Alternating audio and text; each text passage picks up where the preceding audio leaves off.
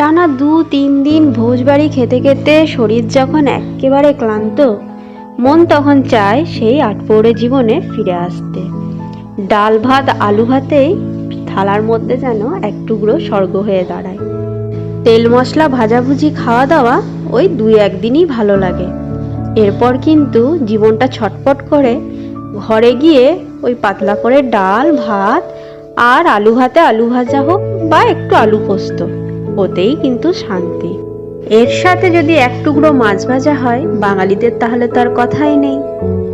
আজ অবশ্য নিরামিষ, মাছ ফাছের বালাই নেই, তাই তার জায়গায় বেসন বড়া একটু ভেজে নিয়েছি।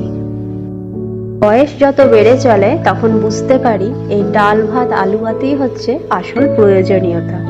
বিরিয়ানি তো শুধুমাত্র বিলাসিতা।